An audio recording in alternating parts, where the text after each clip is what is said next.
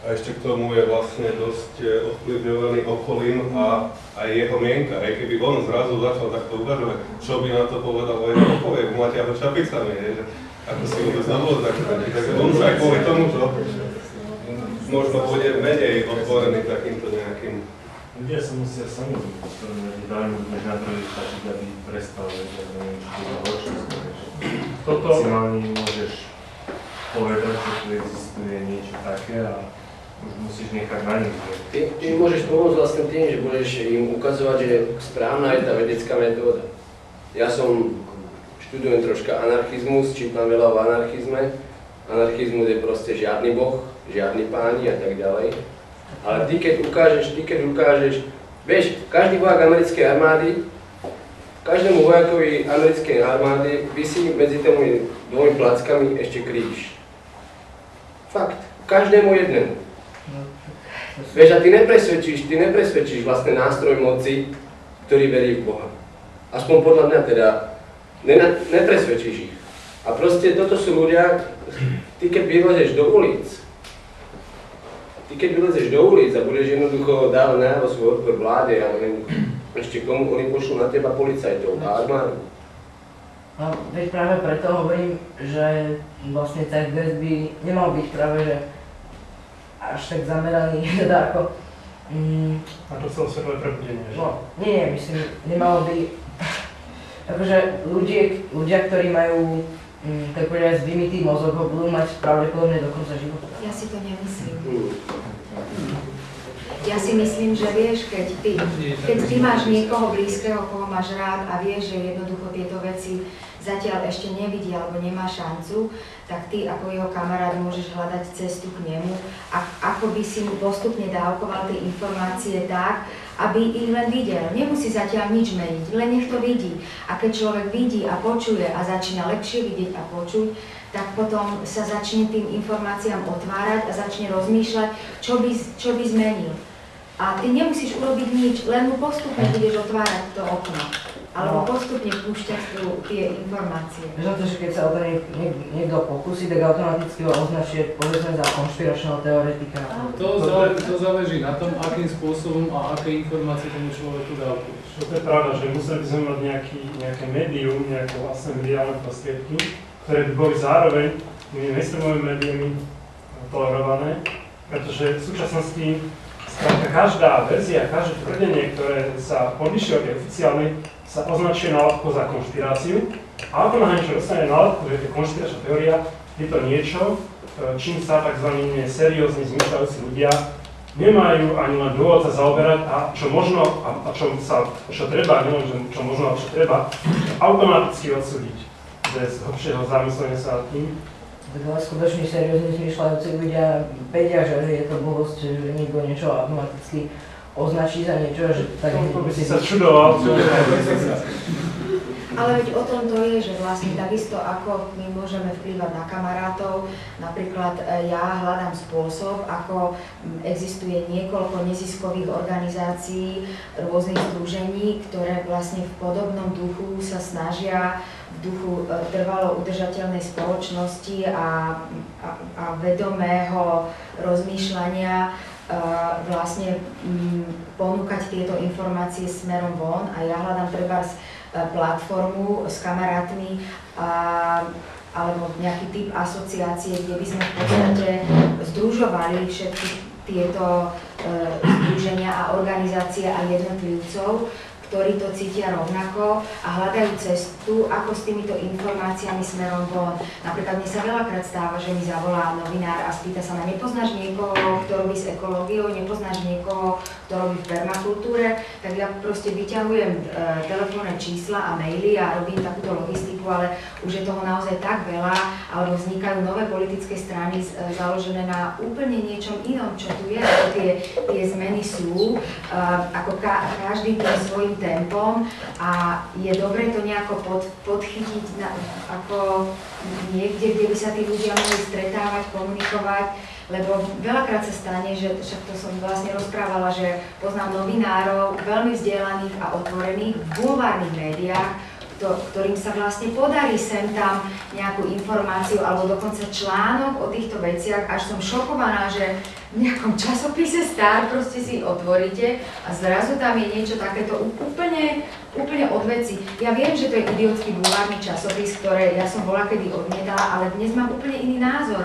Ako keď nech robia tí ľudia kdekoľvek, ako môžu byť užitoční na každom jednom mieste. A práve akože keď sú vnútri v tých systémoch a v tých vlastne štruktúrach, tak tam to môžu meniť. Keď sa niekomu podarí aspoň čiastočne niečo dostať takéto do mainstreamových médií a podobne, tak tie médiá to automaticky odmietnú. Neodmietnú.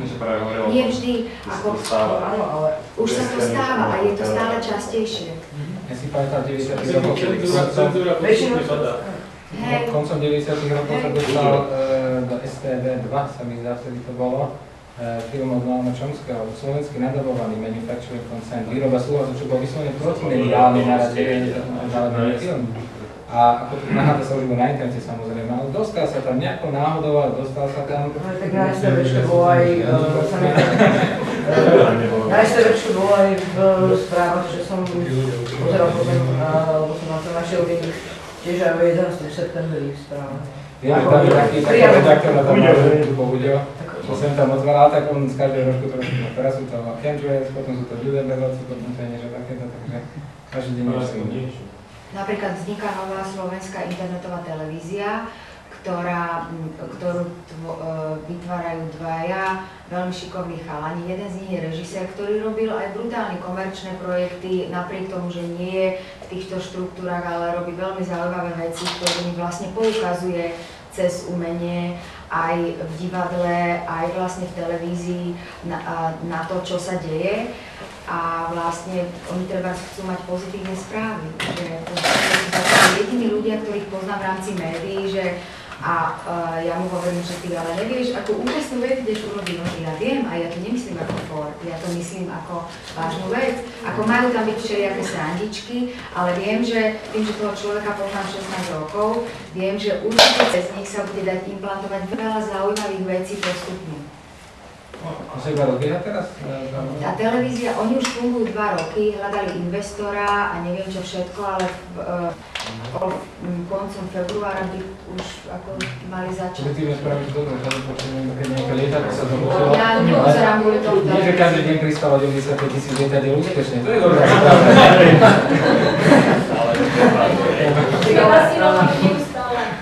Ale zrovna včera som o tom písala jednu článok na internete a vlastne som sa tiež poučila nad tým, že koľko negatívizmu do nás prúdi, bohužiaľ ľuďom chýbajú práve podľa mňa takéto informácie, že napriek tomu, že sa im neopäť dostávame, že sa vlastne...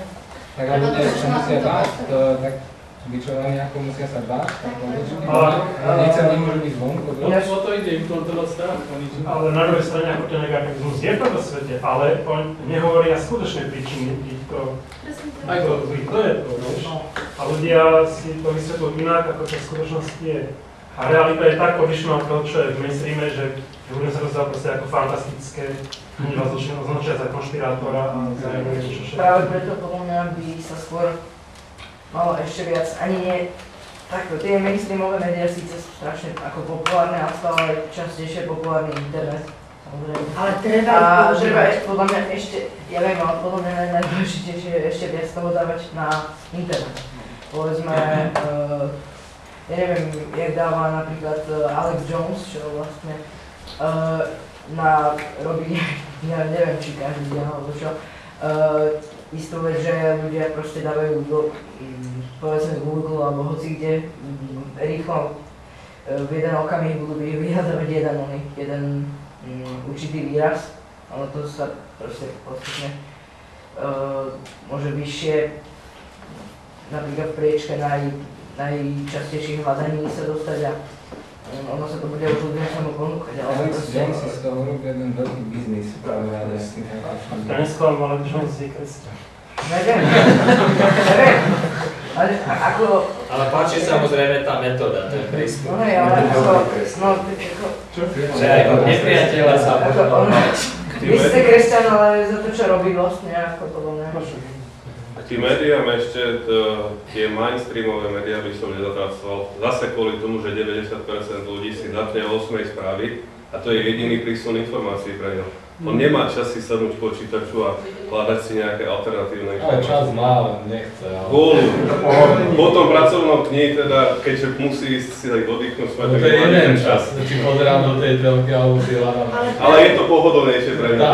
On je lenivý si aktívne hľadať správy, on potrebuje si pasívne sadnúť a dostať ich. To je jedno prečo, ale tí ľudia tú televíziu pozerajú. A ja si myslím, že my môžeme využiť, tí ľudia, ktorí akože vedia o týchto informáciách, my môžeme veľmi dobre využiť tento systém na šírenie pozitívnych informácií. Že dobre, už máme overené, že cez reklamu vlastne vieme úžasne klamať ľudí a vymývať im tak mozgy, že proste presvedčíme ich, že toto není červené, ale toto je biele. A keď my vieme, že sa to dá, tak my môžeme tieto médiá použiť vlastne na odkomunikovanie tých najúžasnejších informácií. Ak dovolíš, Mário, my sme dali aj iný priestor. Nemáš nič proti tomu, lebo je to ešte ďalších 20 ako ľudí. Je to len návrh. Keby sme dali iný priestor, vedel by si to rešpektovať. Dobre, dokonči, ale či by si to vedel rešpektovať? Nie. Aby si to nebral zlom, ale proste je tu aj 20 iných ľudí, ktorí by sa chceli. Presne toto isté sa opakovalo aj v Dubravke, počkaj chvíľu. Presne takto si zobral diskusiu tam iba ty, vieš, a potom druhí ľudia takisto chceli diskutovať a nemohli. Vieš, aj tebe by to vadilo, keby som si ja zobral diskusiu a nemohol by si ty hovoriť. No, vieš, takže... Ja sa snažím, ale... Musíš na tom pracovať. Ale myslíš to dobre. Však Mário, rozumieme, čo chceš povedať. Aby si nemal zase pocit, že ti nerozumie. Ja, že k tým reklamám vlastne... Oni často využívajú rôzne taktiky, kde sa vlastne, stále sa niečo opakuje alebo podobne a tým sa vlastne to môže dostať aj subliminálne do mozgu človeka. A ide hlavne na to, že to isté by mali vlastne skôr používať aj ľudia, ktorí sú proti tomu. No to asi nie. Ale práve, že skôr je, lebo... Vnímaví ľudia by to veľmi rýchlo prepukli a bolo by to otravné pre nich. A môžeme podľa mňa ako čo najväčšej verejnosti dostať nejakú myšlienku, tak to nepôjde cez mainstreamové médiá, ale skôr napísaním napríklad nejaké knihy. A ktorá by sa stala, pokiaľ možno bestsellerom, alebo som takým čiastočným, a ktorá by zároveň nielen našetla rôzne problémy tohto sveta a riešenia pre lepší svet, ale zároveň, ktorá by dokázala aj upútať čitateľa. Hovoríš teraz o odbornej? To už jedno, či by to bola odborná, alebo či by to bolo formou románu. Ako by to malo to zvodnúť? My sme sa tak rozprávali, že niečo robí na štýl nejakej vedeckej fantasy, čo ľudia čítajú, čo deti začnú čítať, sa spolu väčší prístup. Odborná kniha samozrejme pre ľudí, ktorí sa trošku tým zaoberajú, ale ja mám aspoň ten pocit, že odborná kniha by až tak Odborná kniha je ten Brown, hej? Táto kniha prestáva byť dosť populárna medzi masami. Možno preto aj Peter Joseph zvolil film, že tým touto formou osloví najväčšie masy. No to znamená, že ak máš nejaký taký návrh, tak je tu u nás na Slovenskom CGS taký priestor na projekty. Môže s takým niečím prísť. Ale zaujímavé, prerušili sme vlastne Slavku. Ona hovorila, že proste dostať to do tých médií. Mňa by zaujímalo, že ako sa dostať do tých médií, aby vôbec človek tam mohol, lebo tie médiá sú znovu pro tento systém fungujúce. Takže mňa by to zaujímalo. Čo tam prezentovať? Pretože je tu otázka, že ako sa tam dostať, ale čo tým ľuďom dá z tie médiá. No, pretože ja osobne som toho názoru, médiá sú biznis. Médiá sú biznis a šéf-redaktor, pokiaľ tam nebude mať fakt nejakého rebela, tak proste nebude publikovať. Keď tam bude mať rebela, tak mu bude robiť zle. A keď tam bude mať človeka, ktorý bude láskavý voči všetkým ostatným a bude hľadať cestu, že dobre, túto informáciu nemôžeme dať celú, ale dajme aspoň časť. Napíšme nejaký článok, ktorý je o nových technológiách a napíšme, sú tu takéto, ktoré ale ničia planétu a sú tu aj trvalo udržateľné technológie, ktoré vychádzajú z tohto a z tohto. Viac si o tom môžete nájsť túto a túto. A keď sa dá nejaká ako vyvážená možnosť tým ľuďom, tak už oni sa dozvedia už aj o tejto alternatíve. A ja si myslím, že cesta je aj tá, že to nebudeme nazývať alternatívou, že to nebudeme nazývať ezoterikou, že to nebudeme nazývať niečím, čo je vyčlenené mimo spoločnosti.